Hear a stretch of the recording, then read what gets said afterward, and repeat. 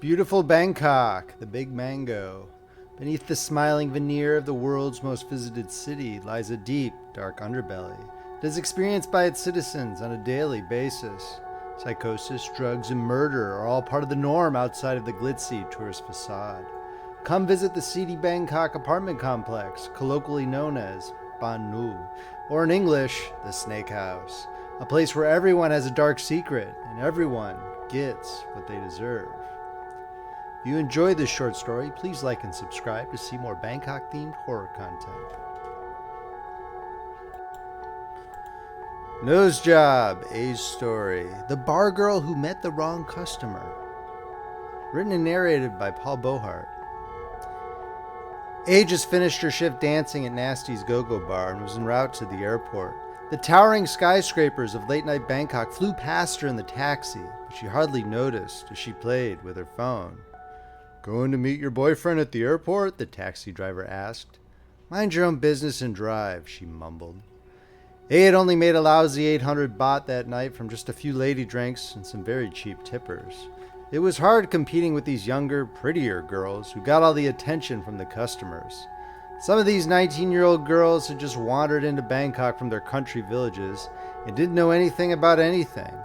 They taught them all the tricks: how to get the customer to buy you multiple drinks, how to keep Mama-san from screaming at you, and how to get the customer to bar-fine you, that is, to buy your services for the evening.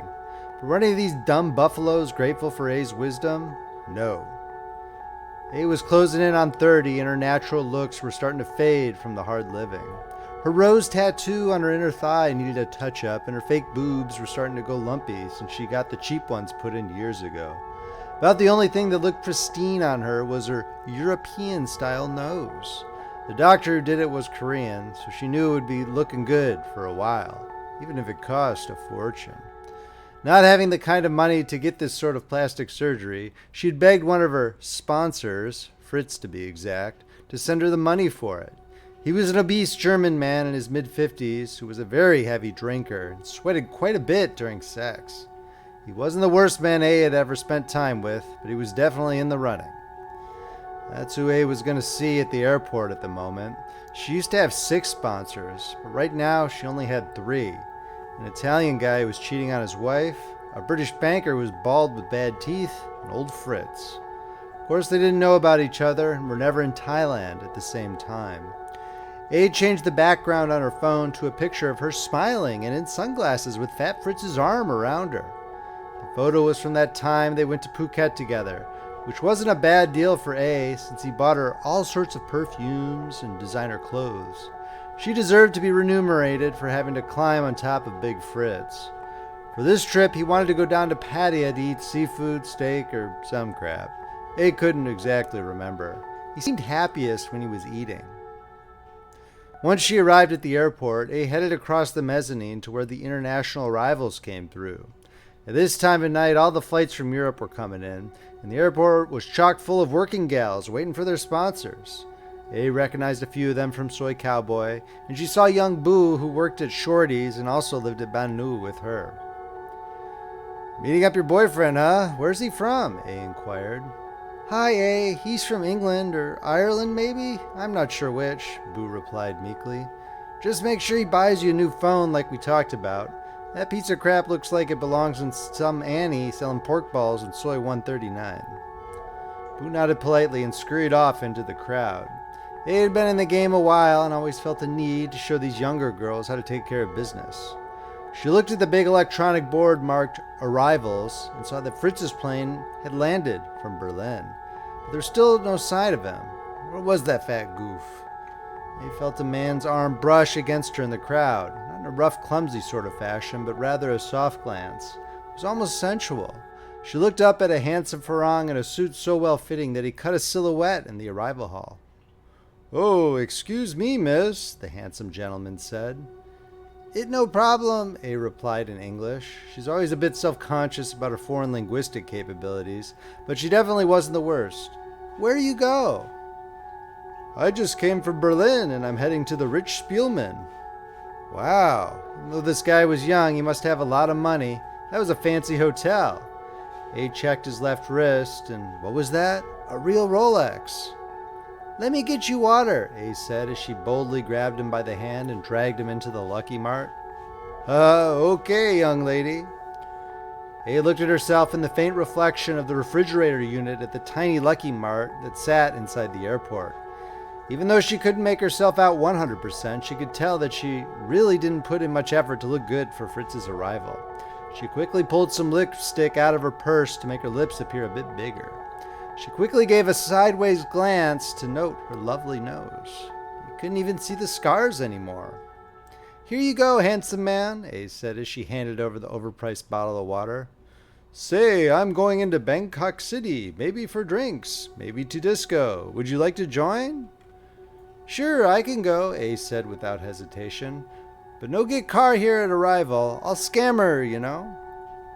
"Oh, it's okay. I already booked one in advance," the man replied. A looked up and saw a young Thai man holding a sign that just said, "Damien." "You named Damien?" A asked. "Yes, Swati Cup," he replied in terrible Thai with an attempt at a Y. "And you are?" "My name A, Sawadee-ka."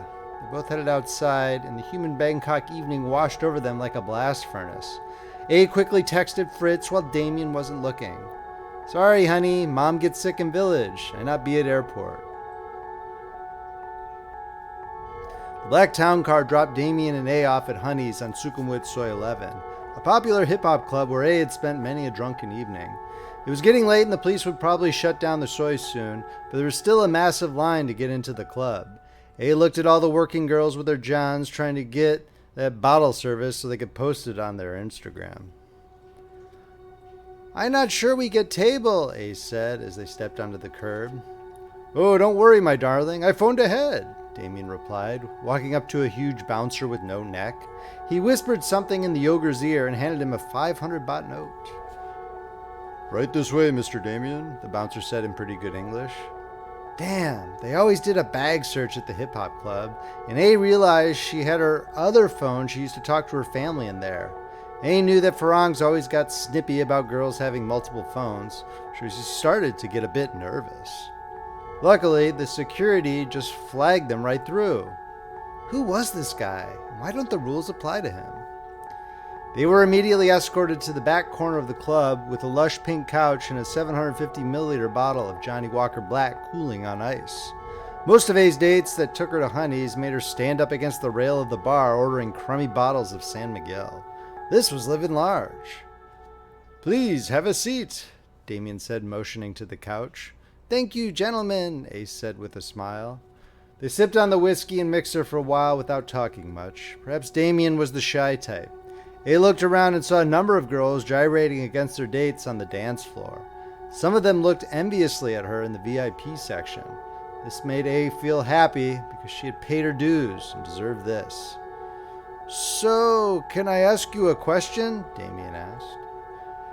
"Yes, please," A said. This is usually where the snooze-inducing questions started coming about what part of Thailand she was from, what was her village like, how long she lived in Bangkok, etc.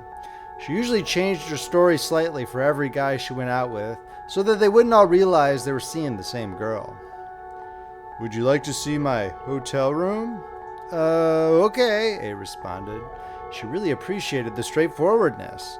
A wasn't exactly sure what tactic she would use to ask him for money for the evening company, but to be honest, she didn't even care he was so good looking. Damien paid the bill and they stepped out into late-night Sukhumvit Soy 11. It was filled with the usual mishmash of foreigners, food sellers, scammers, and working girls. They passed by an Indian restaurant and the Sikh man just glared at her. It's a bit odd since they were usually trying to tout you to come into their place. One of the street children that begged for money ran up to Damien, but the child gave him a perplexing look and ran off into an alley. Damien led her down the narrow sidewalk with the massive SkyTrain tracks looming at the mouth of the Soy. He had a rare confidence. It was almost like he was following some sort of script in a movie. She usually had a script of her own when dealing with late-night customers, but Damien was different. He was much more handsome, and he definitely wasn't like most of the goofballs she had to put up with. When they arrived at the fancy hotel, A expected to have to show the concierge her Thai identification card. It was almost odd when two bellboys held the door open for them and led them right into the elevators without any hassle. "Right this way, eh?" Damien said as he opened the door with his key card. He had been in a lot of hotel rooms before, but this one was weird. She thought that the driver from the airport had taken all Damien's stuff to the room, but inside on the bed was just this one little black bag. "Is that for me?" A asks as she pointed an innocent finger at herself. "Yes, it sure is." A peeked in the bag and saw what looked like a bunch of strange-looking tools. These Germans were always into weird stuff. Just then the door creaked open. A was a bit ticked off because she didn't do three ways. She looked at the door to see who the next John was, and her heart dropped in her chest when she saw old Fritz peeking his head into the room and grinning like a maniac. "Honey, what are you doing here?" Abe tried to play it off, but she knew she was busted. "Oh, hello," Fritz said. "I see you met my staff, Damien. I just wanted to get back what is mine tonight." Damien grabbed her from behind and pinned her on the bed. Fritz grabbed one of the tools out of that little bag. It was like a surgical forceps or something from a hospital. He used the cold steel pliers to grab her beautiful nose.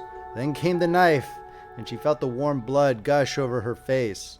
Before she passed out in pain, she dreaded how she was going to explain this evening to her two other sponsors. End of story.